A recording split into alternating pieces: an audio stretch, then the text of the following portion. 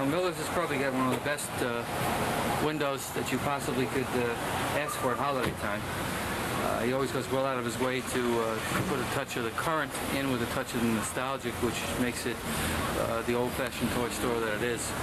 It's one step removed from the mom-and-pop operation, but it certainly is not Toys R Us, and that's what makes it unique in today's world, Christmas 1996. And as usual, at Christmas, there are trains. He's outdone himself this year. He's let the train tracks run through 2 out of the 3 windows on Mamaroneck Avenue.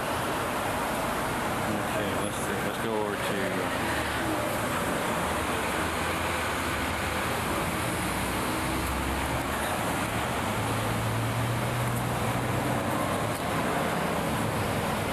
more trains.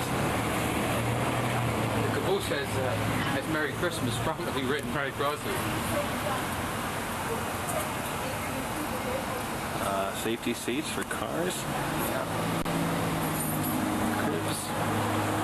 Christmas without Father Christmas and Raggedy Ann's, and of course it's evident that he's gone heavily into the children's clothing line as well.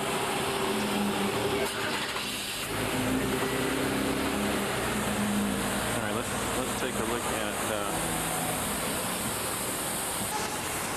As is also typical at Christmas time, is an antique hand-carved wooden rocking horse imported from England. There's only very few places in the world these days that actually make these in this quality, and fortunately Miller's is one of the stores that carries them. We'll learn more about those during the course of the program. One of Miller's fundamental bedrock merchandising items, and they take up most of the current basement of the store. At one time you used to be able to walk to the back and just simply get your bicycle and order it and have it assembled, but that was when Miller's was a smaller operation. Now pretty much you can find any type of bike you like, everything from a racer to a mountain bike. Good evening, ladies and gentlemen. Welcome to the November 1996 segment of the Time and Again series. I'm Donald March, president of Mamaroneck's Historical Society, and your conductor for tonight's holiday walkthrough and history of Miller's Toy Store on Mamaroneck Avenue in Mamaroneck. I have with me the proprietor of this establishment, Mr. John McKiernan. John, what year did Miller's start in Mamaroneck? We opened up in 1948, actually, across the street, almost directly across the street from the store is right now. The store was started by Irving Miller, but it's actually is sort of an offshoot of his father's store, which started around 1908 in Harlem. His father, Irv's father, was a Russian-Polish immigrant, depending on which year it was, who deserted the Tsar's army and came over here in the early just after 1900, and with a little help of a friend, got in the bicycle business, basically, in Harlem. Miller's essentially opened as a bicycle business? It was originally a bicycle store, and later on got into, it sold also some carriages and some toys. Right. There were 4 brothers and a sister, the children of the Grandpa Miller. And I think 4 of those siblings were involved in the toy business in one form or another in their lifetimes.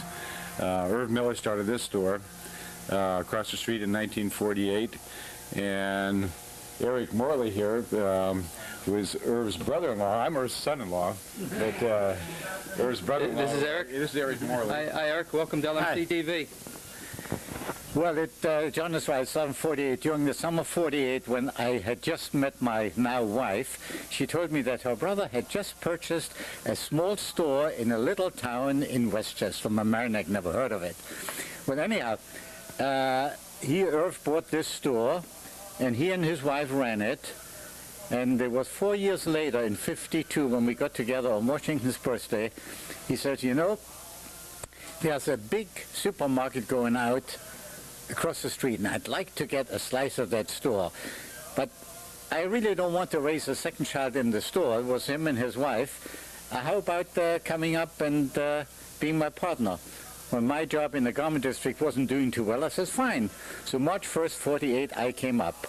And we were sitting in that little store, which is now the houseware store. To the left was Robert's department store. To the right, Mamaroneck Fish Market. German Dracula was still up here.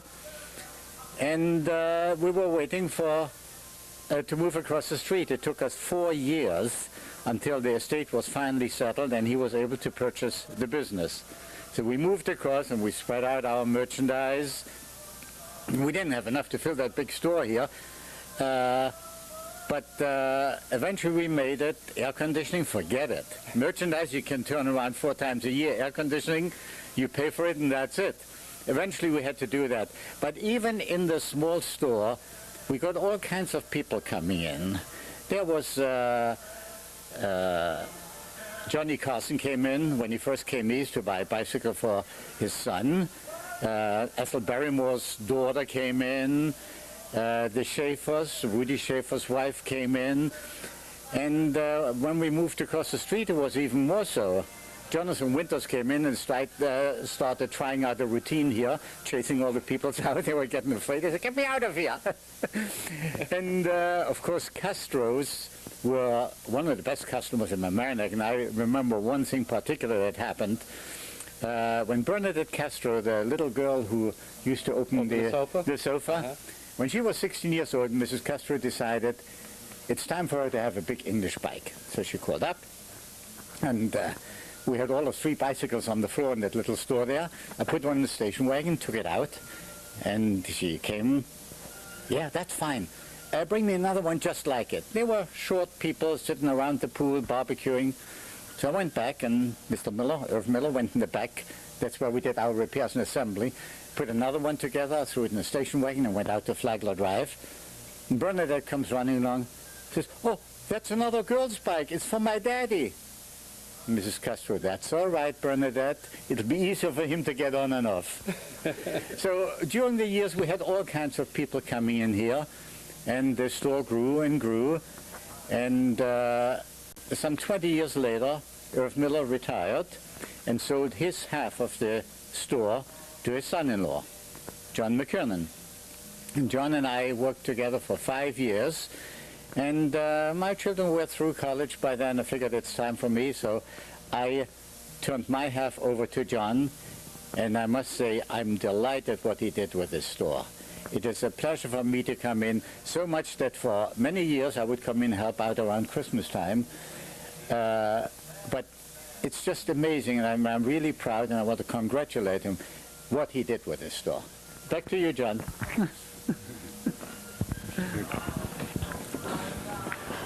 Thank you, Eric, for that wonderful walk back into time.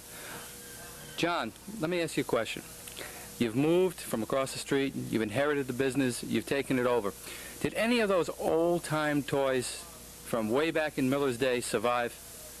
Are any still around that you could show our viewers at home? Well, we have a couple of things that we found in the basement hidden away. That this one went through somebody's family and somehow got back to us. But this, we think, is probably from around the 40s. This little pedal car here. Got a rumble seat and everything. Yeah, complete with rumble seat. We have a couple of other. Does the horn work, John? Not currently, I don't think. No. Oh, that horn. Yeah, that one works. Right. I was thinking electric.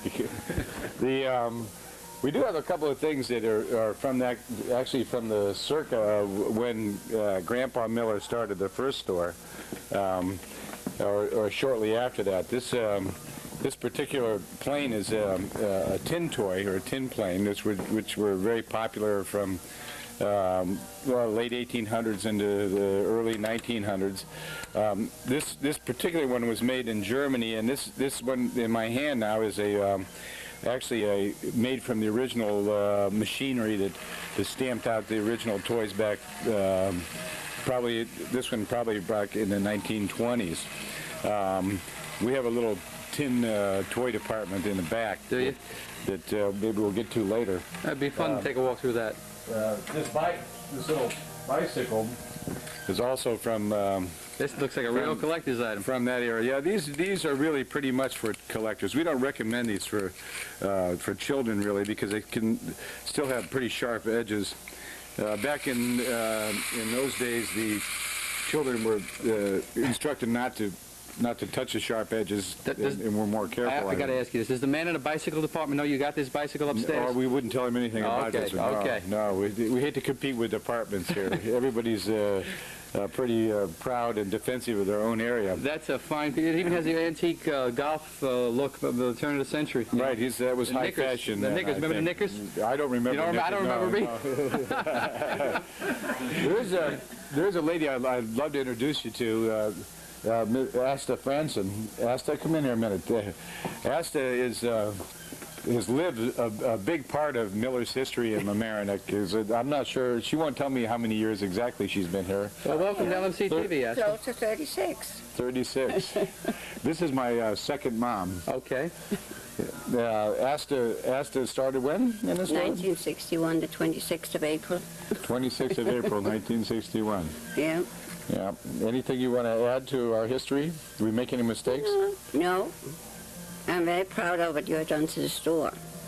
Well, thank you. Yeah. Thank you. I still enjoy it. Well, we enjoy you. Asta still helps us out in the store, which is pretty amazing. We love her. It seems that the Miller's, shall we say, legacy jumps generations, and you kind of keep the folks around, and they're interested. We try not to lose any of our help. The good help is very difficult to get, so we resist them leaving, retiring, or even taking vacations sometimes. Okay. So, let's see. Maybe I could do a little tour of a tour of the where store. we are. A tour of the store might be nice, but before we do that, John, I've been watching this engine over here. Now, I remember the days when I was growing up of. I think I first had a set of Lionels, and that had the engine, the caboose, I think a Sunoco tanker car. And I was just wondering, maybe you could tell the folks at home what something like that on approximately might be valued at today. A set like I had when I was a kid. I'm really no expert on antique trains, but or not that you're an antique or anything, but the best thing to do, there are a number of books out that can probably help you value your train. You could also go to one of the train shows. They have the county center to get an idea of what an older train would be worth. We don't sell we don't sell O27 or O gauge trains anymore here. At least currently, we're not selling them. The quality of the Lionel trains in the older days was considerably better than we find them today. We do sell HO trains and N-gauge trains, but really our specialty is the G-gauge trains, and that's the gauge of the trains I can show you here. And okay, this looks like a fine example right here on the counter. Right. This particular train actually just came in the store. This is from a company called LGB, which is in Nuremberg, Germany. Okay. LGB stands for Lehman Grossbahn. Mr. Lehman is the gentleman who started this company, and Grossbahn means big train. This is a G-gauge train, which is considerably larger than the O27 gauge. They're designed to run inside or outside. Any LGB train you can run actually in the snow or the rain. Outside your house? Outside your house. We actually have some people here in Mamaroneck who have some permanent outdoor layouts who are running these trains outside. This particular unit in front of us, though, we just received and is one of 500 in existence in the world.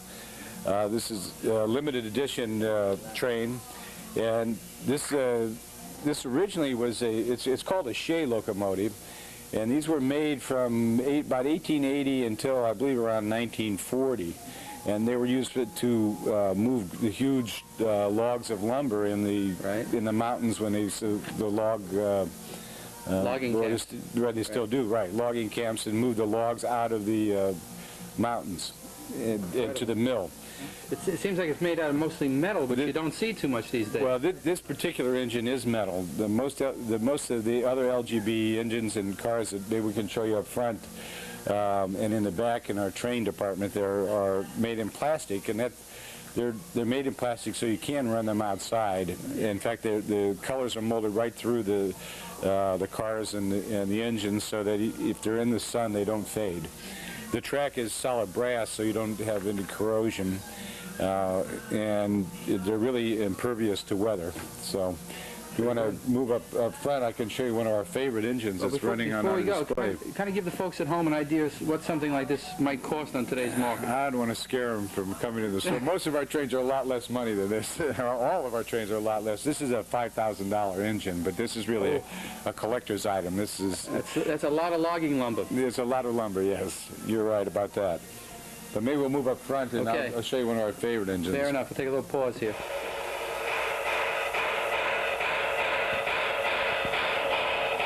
Well, welcome back to Miller's. I'd like to take you on a little bit of a train tour that I promised you in the beginning of the segment, and of course reintroduce you to the flexible flyer, something I remember very well from when I was probably 6 and on, going down many a hill.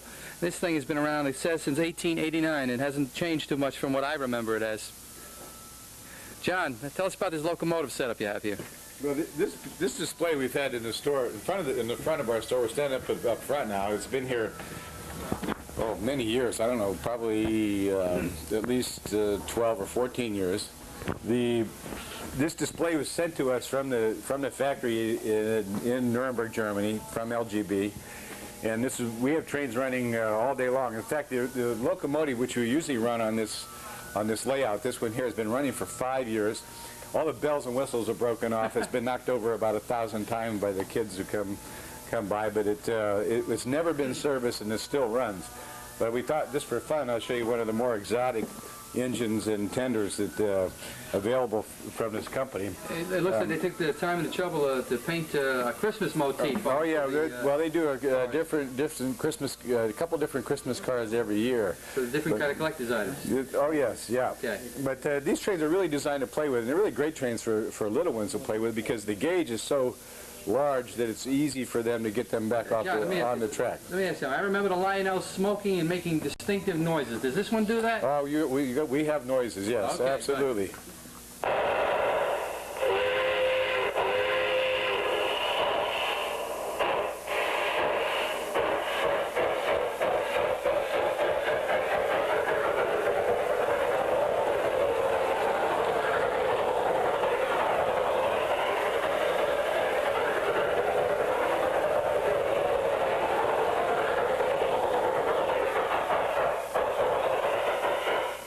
The man that owns this company is particularly fanatical about his trains. He really hated it when you turned the train off, the noise stopped. So what he did was put a little nightcat in each of his trains. So even though you take it off the track, you'll still hear the steam die down gradually on this train. That's pretty good. Yeah, they're wonderful, wonderful trains. Well, I'll tell you, it doesn't look like Mamaroneck Station, but I'm sure glad that Miller's pulled into this town. Well, thank you. If you look where we're standing, is that has always been the front of the store. We go back about 130 feet here, and the original store was made up of where you see this wall straight back, and it was L-shaped in the back. Around the corner, we had our bike repair area and bike setup area. Yeah. Where a gentleman named Walter Dickerson, who passed away a few years ago, wonderful man that worked in this store probably 30 years also.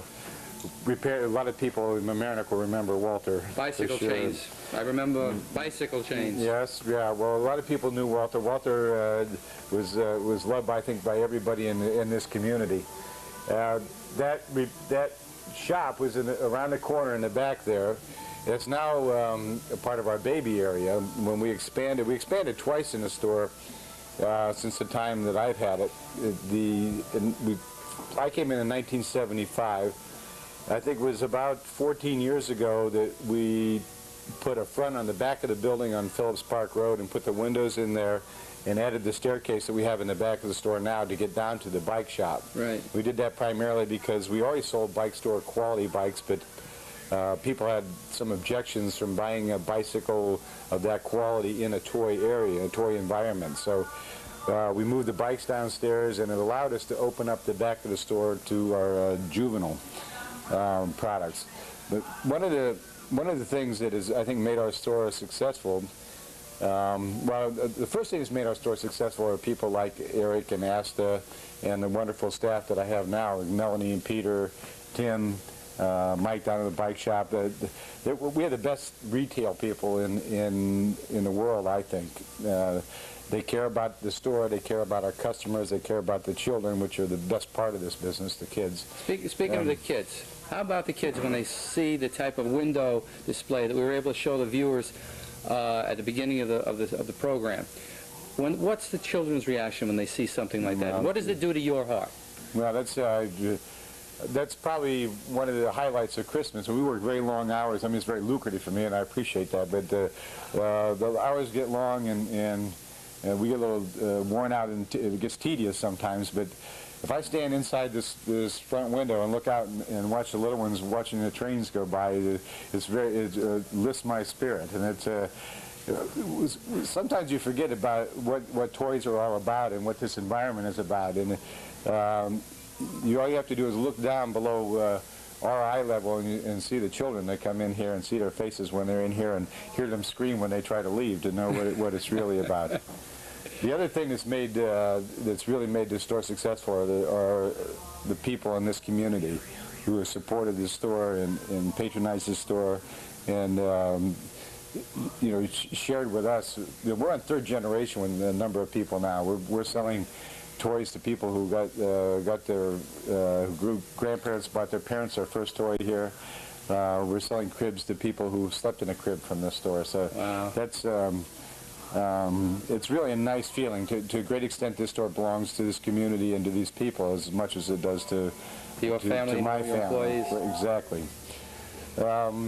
Listen, before we go, I want to ask Eric something. Is Eric around? Eric, yeah. Can I ask you a question? Sure. You go back to the days when the store was across the street. Yeah. I remember a little thing called hula hoops. They were very popular when I was growing up. Well, that was Tell me what it was like to be on the other side of the counter around 1957, 58, 59 when hula hoops were big. Well, you were ready to grow gray hair because you couldn't get them. There was a man in Mamaroneck, Joe Dukas, who made plastic tubing. He says, I'm not going to go into hula hoop business. It's going to last 2 years, and what am I going to do with all my old customers? So every morning, either Irv Miller or I would hop in the station wagon, run downtown, buy up whatever we could on hula hoops, brought them back. By 3 o'clock in the afternoon, they were gone. I mean, there are so many stories. The more I think about the old times, there are so many things that happened. I'll write a book one of these days. And have John sell it here. Not a bad idea. Not a bad idea. Certainly, it entitles you to a chapter in Mamaroneck's history. Thank you. All right, we're going to pause again for a moment and take you through another section of Miller's. The bears, the Muffy bears. That's a very big item and they're very popular. We sell an awful lot of them. As you can see, they're very pretty. So many different ones, smaller ones and big ones. And you have bathtubs and you have Why don't you show us a Muffy bear right up close? dressing tables. After they come with their own outfits, I They see. come with their own outfit, yeah. This is one. That must be a Christmas outfit. It's Yeah. all velvet. And then, like there's quite a few different ones. That's a little girl. You're very They're pretty. called Muffy bears. Muffy bears, Muffy yeah. bears. Not teddy bears. No, it's not teddy bear, and it's mostly adults that buy them. Mostly adults. The adults like them, huh? Yeah. I mean, some of them buy them for their children, but that's what you say anyway. What's the Christmas Carol bear, Astor? The Christmas Carol bear? This big guy right here. Oh, that big one. Oh, he comes with his own derby. Oh, yeah, yes, he had. I like it. There you go. Looks like he had too much to drink. He had too much to drink. His hat goes in the back. But he's very cute. He's ready for the holidays. Yep. And is a Mrs. Christmas And the bear back the there? missus in the back. Okay. All dressed up in velvet. See, even the bears make a good couple. Oh, yes. Isn't that great? Put me back. I will straighten you up tomorrow. Get your feet in.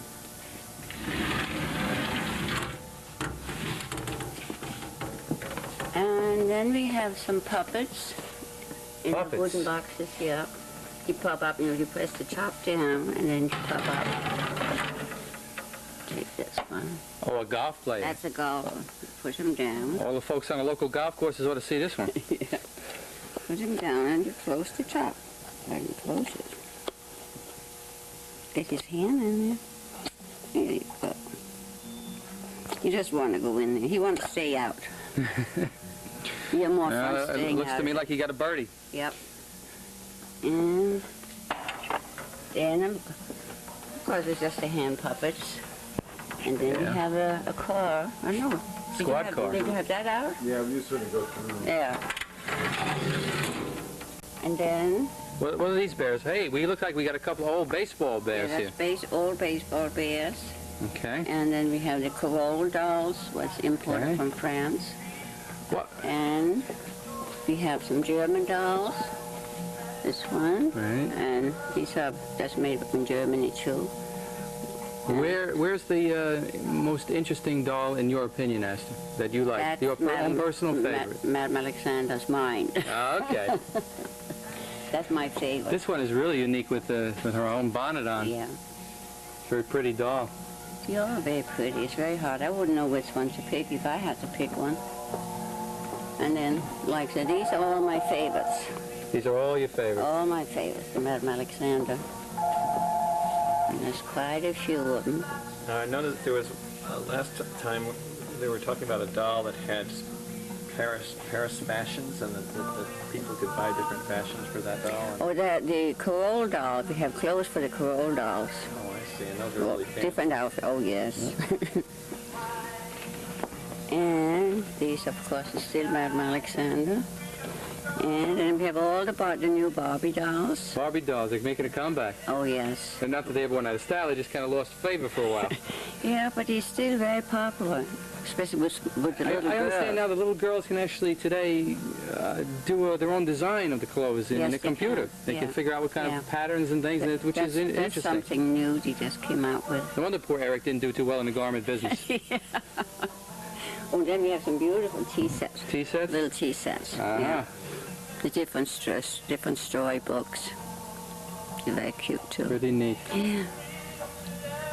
How about these And then bears with the famous button in the ear? Yeah. I gotta ask you. I've got to ask you. I know this. The original teddy bear company that made the original teddy bear for Theodore Roosevelt, 1908, I believe. Do any of your bears growl like the original? Yes, they do. Can we- not very many we hear of one them, of but those? there's some of them that do. I think the one that do is probably up on the wall. No, he doesn't say anything. I know there is one that growls. He growls. Let's hear that again. Incredible. The first teddy bear company Yeah. and the first growling teddy bear. Still in business. Yes, they are. Put your hand down. I think if you leave him just like that, somebody's going to buy him just for the look on his face. And then we have some of John's fancy wooden toys. Okay. Unless you know more about that than I do. Yeah. about the I wooden remember the toys. xylophone from when I was growing up. Yeah. And then we have, this is all accessories for the Briar horses. Okay. The Briar horses we have all the way over there. And then we have Playmobil. This is very big. Playmobil is very big. Yeah. Yeah. For age about 4 and up. And then we're going to the Brio train, what is very popular. This is it? The Yeah, wooden railroad? This is it, This is the Brio Railroad. yeah. It even says Polar Express. Well, there it is. That's a special edition. Yeah, Yeah. sure. That comes with its own jingle bell. Yeah. One of the things that we try to do in the store is offer play areas so where the kids can come in and they can spend times playing while hopefully their parents are shopping. Not always, but hopefully they are. The Brio system is a magnetic wooden train system. That's what this board is, and this is another fun area to watch because the little ones will stand around this table and not so little ones will stand around this table for hours and push these little magnetic trains around the track. You know, I got to tell you a funny story, John. It's true. One day, when I first started my teaching career, some kindergarten kids said to me, "Is it okay if we play trains?" And I was a sub for the day. I didn't care. I said, "Sure, take out the trains." I didn't know it. They were the trains. Oh, yeah. Well, substitutes always take a tough. Yeah, well, but then this is now. First day anyway. How about some of that Lego stuff that's also popular? I see you have some. But Lego. we do all the better, or what we call specialty toy products. Lego is, you'll see in a lot of stores, but we do a huge Lego business, and this is like our construction department as you go back to this area. But we have erector sets, we have Modic, we have Connects, we have robotics, which is a system for building moving robots. And then we into our car department with our all the Corgi cars, the Matchbox cars, a lot of collectors' cars. How long has Gorgie been around? Longer than I know. I think I'd have to get Eric back here to tell you exactly. But we had this. I think this original display has not moved since 1975 when I came here. So wow. I think you're probably looking in at least the 40s. Okay. How about Matchbox? How long have they been around? Do you know that? I'm sorry, I was ill-prepared for all these historical questions. I should have been better prepared with the nature of this show, but... Actually, what I should have done in preparation, in all due honesty, is I should have taken out a few of my Matchbox collector's items. I actually showed you them. Right, there you go. But we're heading towards the rear of the store now. It used to be that the bikes went right down the center aisle here. This is before the staircase that we have over here was in place. And the repair shop was in that room over there. There was a little window on this side and a little doorway around the back, and that's where Mr. Dickerson was, where people would bring their bikes in for repair. And he actually fixed everything. He fixed bikes, he fixed the strollers, toys, whatever needed to be fixed. He could fix anything. Let's see. How about the little red wagons? These always are popular. One of the things one of the things we try to do in a store is, our philosophy of this business is there are certain toys and certain categories of toys that are what we call staples, that are good, solid, basic toys that have been around forever and will be around forever as long as people appreciate quality. And this is the radio flyer wagons, which everybody, I'm sure, owned or at least knew somebody that owned at some point in their life. And they're really probably one of the few things that are made as well as they used to be made. Where a lot of people have cut corners in manufacturing products today. The radio flyer people are still, it's a family-owned business in the Midwest, and they're still a great product. We do a lot more plastics than they used to do in the old days, but this rotationally molded plastic, like this house from Step 2, have a half-life of about 1 million years. You can bury these and they'll be there forever. These are designed for indoor or outdoor use. We do big business in this area, and this is more typical of a product you'd see in a larger store, but we've managed to integrate this into our better toy area because they're really good toys and have good play value. It's going to hold up a lot better than the old log cabin in the backyard that we used to have. Yeah, probably. If you want to follow me around back here, this is where you used to go around and put your bicycle in? Your bikes in. Yeah. Right. This is now our sort of like the rear entrance to our juvenile area. When I first came here, we had like a couple high chairs there, a couple strollers, and I had a lady come in and actually said that I had some nerve putting an ad in the juvenile section of the Yellow Pages because our selection was so limited. And I made a decision at that time we were either going to have to get rid of the juvenile area or do a full boat. And at that, my wife Diane and I started to have babies then, so we had a little better understanding of the product category. And about 80% of what you'll see in here didn't even exist then because there was a lull before the baby boomers started to have babies. But we decided to go full boat with it, and when we moved the bike shop downstairs and put that staircase in, we used this area first and the back of the store there to display our baby things. And now we have no shortage of merchandise in this area. We have everything for baby, including some shoes. this room was the bike shop, and this area actually stopped right here. There was a wall here, and the area in the front here used to be Caruso Photo, who about, I guess, 5 or 6 years ago left and moved up the street, and that gave us the opportunity to take these walls down and open the areas between the two sides of the store and to double our frontage. And we're looking back up towards the front of the store again. John, before you leave the small carriage area, you said you had an interesting ad to show us. So I'd like to take a pause. Maybe you can retrieve that for us. Sure. Excuse me. I'm just going to take us down a little bit through memory lane in terms of baby. Hi, we're back with John McKiernan. He's going to take us through down memory lane in terms of baby carriages. John, what do you got to show us? Now, this is I have a couple of ads that we found in the archives here in the store. I'm not sure the date on this one. We have one from 1953. And I want to put a disclaimer before we talk about these, that these ads are no longer current or cannot be honored, but because this one I think must be around that same period of time, but we did sell a high chair in the store for $6, and this is not a baby doll high chair. It was a real baby high chair for $6.88. We had a chrome upholstered chair for $3.88, and a 7-foot pool table for $90, and a 10-speed Schwinn for Schwinn Varsity for $66.95. Wow. That'll get you about a wheel now.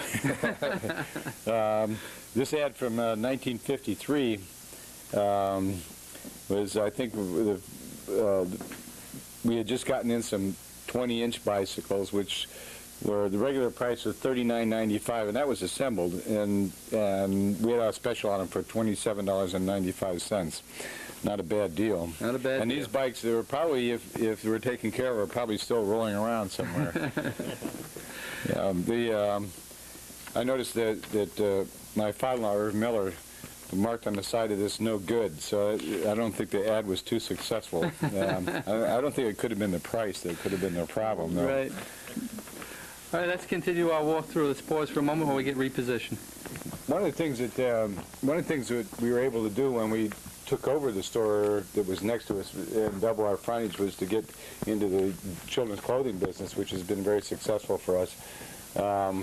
We really specialize in from layette by toddler 4, and that's been Eileen Nesser takes care of this department. Unfortunately, she can't be here tonight, but that's been an area that's been really very good for us, and our customers seem to appreciate. But I'd like to head up and introduce you to another key member of our staff, who's as we walk back towards the front of the store here, and that's Melanie Kirshner. Right down to the cribs, huh? Right down to the cribs, yeah. Melanie is the only Texan we employ in the store.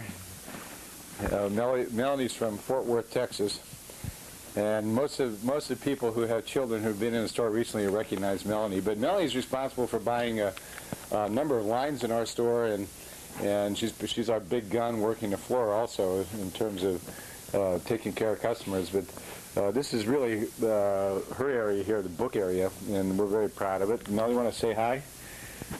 I don't know, how long are you with us? 5 years. 5 years. Hi. Hi. We carry in books. We carry everything from your very basic newborn baby books to register everything in, all the way up to first chapter books for the older kids, and we carry all of the classics. We do a lot with book and dolls. We have a very large science section for the older kids. Lots and lots of picture books. And when they come in, we try to read them so that we can tell our customer what the book is about before they buy it for their child, so that they know if their child will like the book. And we like to think that we have a very good selection. We try to rotate the merchandise frequently so that when you shop here often for books, you can have new titles every time that you come in. And I try to do all the reference books. We have children's dictionaries. We carry a child's encyclopedia. We have science encyclopedias. Carry the full line of Goosebumps books, Nancy Drew, Hardy Boys.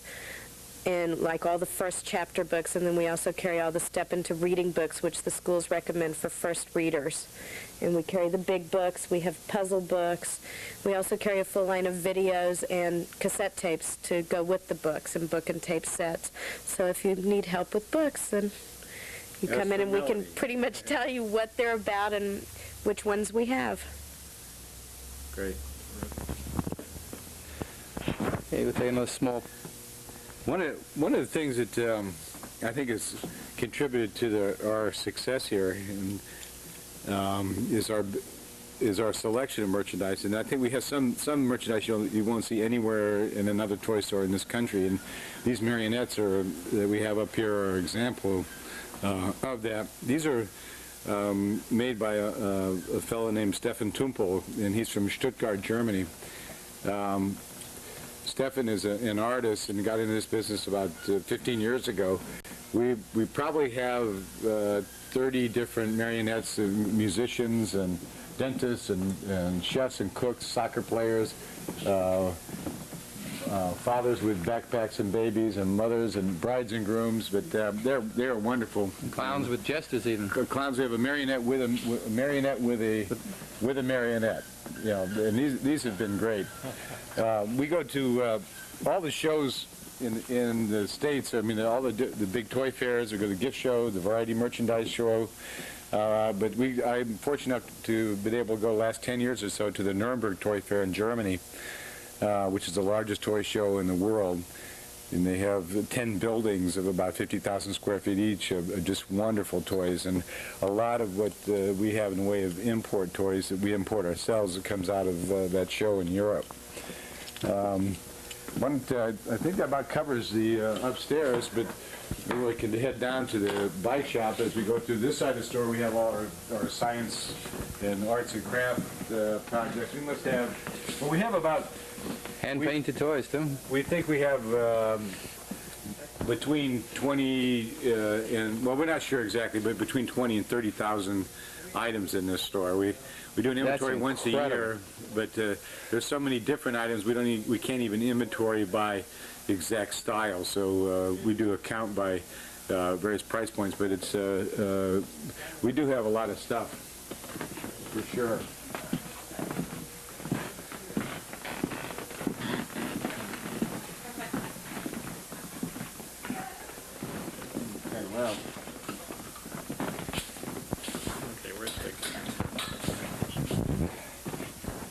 We're heading down now to the bicycle section. We're down in the bike area now. This is where we have the rear entrance of our store, which is on Phillips Park Road.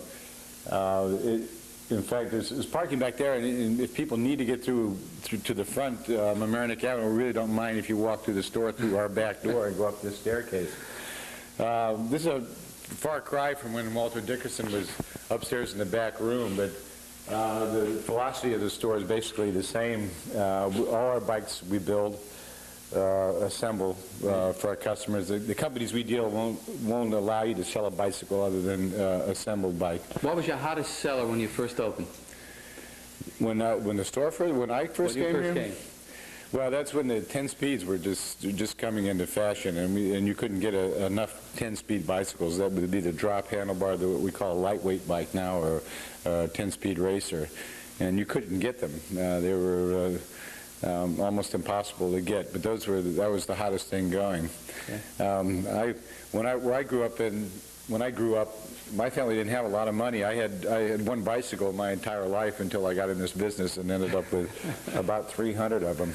Right now we sell everything from a beginning tricycle with a handle that you can push a child with, to the 16, 20-inch wheel bicycle, all the way up to some very sophisticated high-tech machines like this Gary Fisher bike, which is a full suspension mountain bike. This has a front shock absorber in the system in the fork, which is hydraulic, and as you see here, it has a rear mono shock for the rear part of the frame.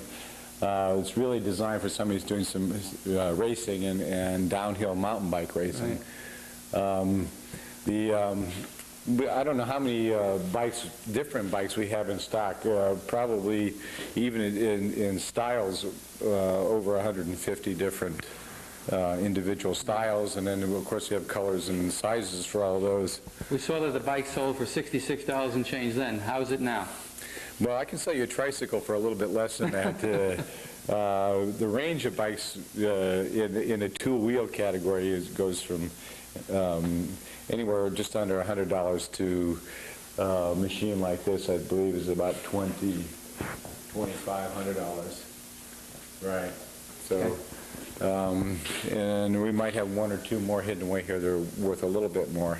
Okay. One of the fun things we have today is this bike which hooks onto the back of a full-size bike.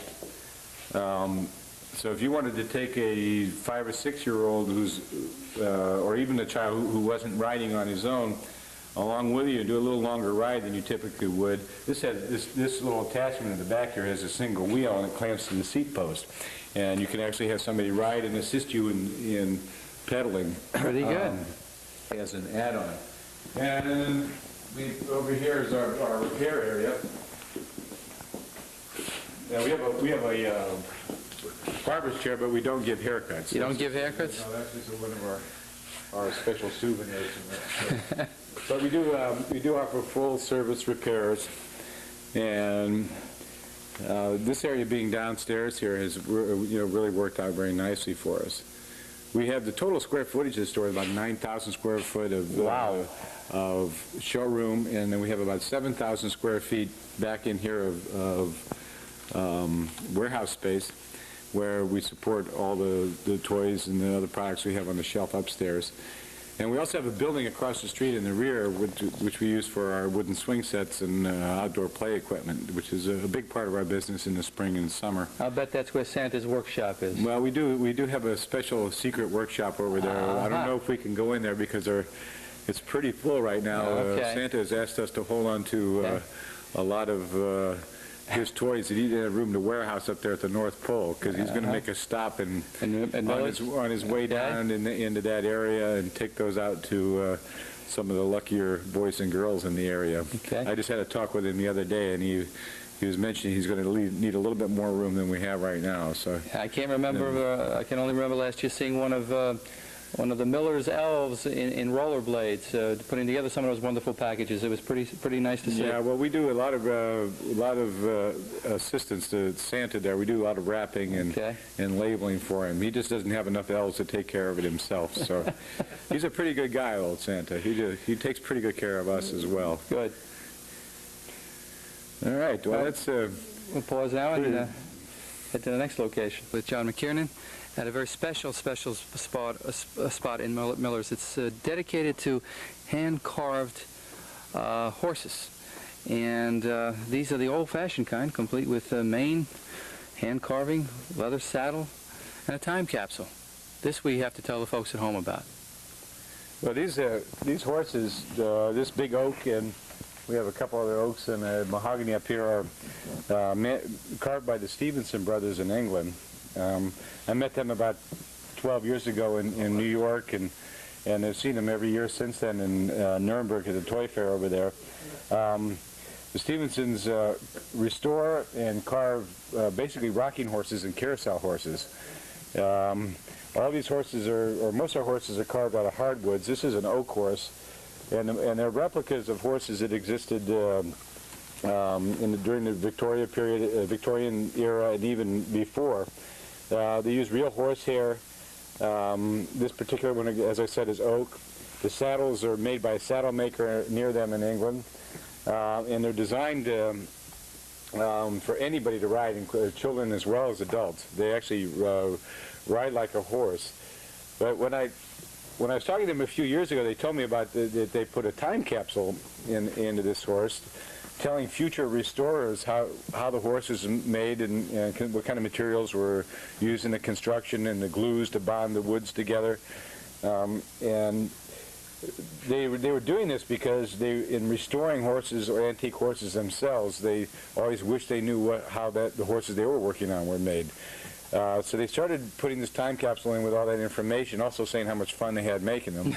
But what they were doing is telling people that you could do that. So we suggested that they use that as part of their marketing, which they've done since. And now, if you want a horse card, we can actually send your family tree or your picture or whatever you like, as long as it's small enough, to England, and they will put that in the time capsule that's up in the body of this horse for your future ancestors will, if they ever open that horse up or have a occasion to restore the horse if it gets damaged, they'll find that and they'll know a little bit more about you than they did before. What you're saying here is we have a once-and-future antique. Well, these are really heirloom pieces, and they're priced like heirloom pieces. Okay. They can get a little expensive. Not all our rocking horses are this expensive. This particular horse is around $5,000, but we're about $2,000 cheaper than anybody else in this country selling that horse. But we do have lots of other horses. Actually, our horses started at about $100. I don't want to seem like making a commercial, but to demonstrate, maybe we get your dad to... Victor, you think you'd like to test drive this horse? They just gave me a hat. Oh, you got a hat. All right. How are you, Mount? Let's see. Well, you should get over on the left side of this horse, unless you want to get kicked. But you can get on either side, really. Doesn't matter. How would John Wayne do? Let's see. This way? That's good. Yeah. Oh, jeez. All right, we'll steady him here. He's a pretty wild... Yeah, sure is. Now what am I to do? You can put your feet right up on the rails, Yeah. and then you can glide away. Wow. You can hold on to the ears. Yay! Well, I tell you, if I owned this horse, I'd bring him out to Belmont or Aqueduct. I'm sure it's a winner. Can I dismount safely? Okay. Okay. Well, in the interest of science, there you go. Great. Thank you. Thank you. All right. Well, John, it's been a nice tour. It's been a nice history. But I do want to say something to the folks back home. It's not often that you find a family business that's 3 generations long, still in existence in the community. This is definitely not Toys R Us. It's the miracle of Millers. Please come and be part of it this holiday season. Please come and share in one of Mamaronec's gold mines and treasures of the toy world. I'd also like to invite you folks at home to the next program in the Mamaroneck Time and Again series, held at the Emlyn Theater, December the 19th, 7:30 to 8 p.m. It will begin. It'll be entitled A Norman Rockwell Christmas. For those folks at home that don't know that, Norman Rockwell actually at one time lived in this community. We will be bringing the National Norman Rockwell Museum to Mamaroneck for this presentation. Hope to join you at that time. Admission will be free, of course, as all of our programs. Until then, this is Donald March, the President of Mamaroneck's Historical Society, saying good night.